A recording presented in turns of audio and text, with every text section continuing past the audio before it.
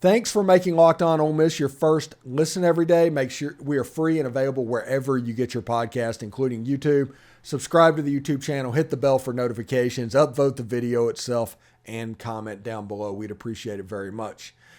So the transfer portal, it feels like it's kind of starting to wind down.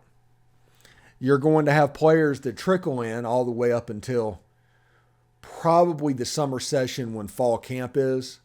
But it feels like for Ole Miss, it's kind of winding down.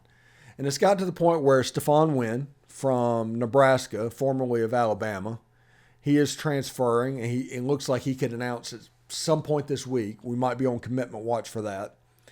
Isaac Ukwu is announcing this week, potentially. We're still waiting on that one.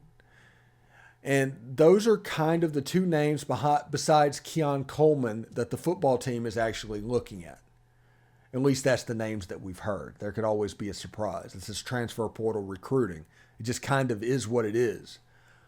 But those are the three names that we are watching. And if you think about it, it kind of makes a little bit of sense. The defensive back room, kind of in good shape right now. Cornerbacks and safeties, even though there's questions abound and they're going to have to be answered, you can see exactly what they're doing and what they're trying to do. Will it work? I don't know. But you can see what they're trying to do. Linebackers. You're pretty much running with a two deep at the two linebacker positions, because essentially this is a 4-2-5, 3-3-5 defense where that linebacker defensive end is actually, that jack position is kind of a hybrid of both potentially. But, you know, Ashanti Seastrunk, Kari Coleman, Jeremiah Jean-Baptiste, or Jean, like I said, if I butcher your name, I'm sorry, and Monty Montgomery at linebacker. We're in good shape. And then you add into the fact that Santarian Perkins is coming into the fold for that room. All right, we're in good shape there. I'm happy there. Well, maybe happy, strong, but you know what I mean. So that leaves the defensive line. And we've talked about the defensive line, about how the front, the starters line of the defensive line, they are good. They're fine. I would take them over a good number of teams in the Southeastern Conference. Seriously. The top level defensive line of Cedric Johnson, J.J. Pegues, Josh Harris, and Jared Ivey, I would probably take that group over most. So when we're talking about defensive line, when we're talking about depth, we had Akella Stone from Georgia Tech, a 3 technique, transfer in over the weekend. Perfect. You have Stephon Wynn, a 3 technique, transferring in. So you have a chance to make that interior of the defense really, really strong. It's one of those situations like, hey, do you want the elite player or do you want 4 good players?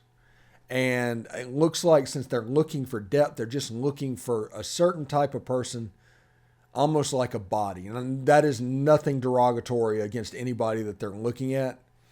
But what they need is to infuse the talent to that room. You're not looking for a starter.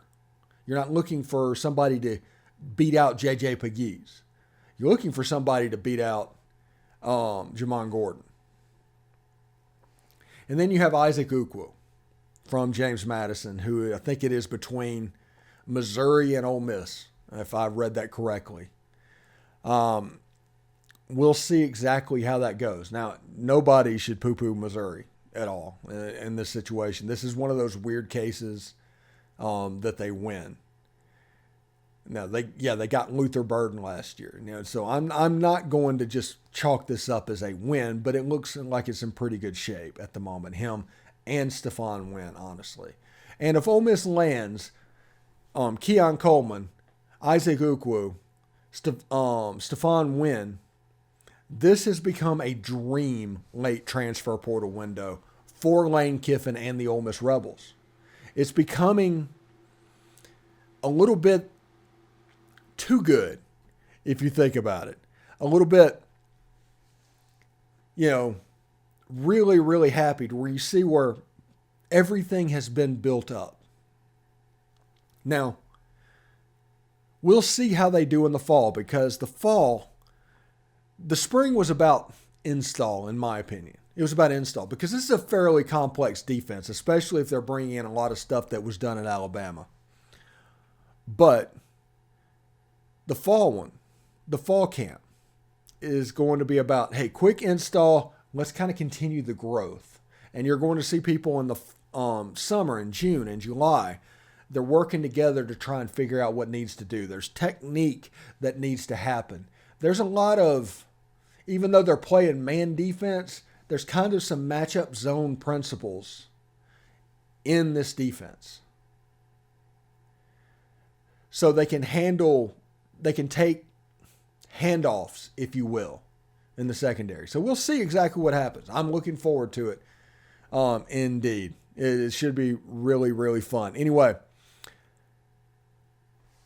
thanks for making the Locked On Ole Miss podcast your first listen every day. Every dayers. Tomorrow on the show, Derek Vandegrift, weekend tease for baseball. Yes, I know. But we'll also talk about Ole Miss in the minor leagues and other stuff just to have a conversation back and forth as well. Hope everybody had a good day, is ready for this weekend to get here as soon as possible.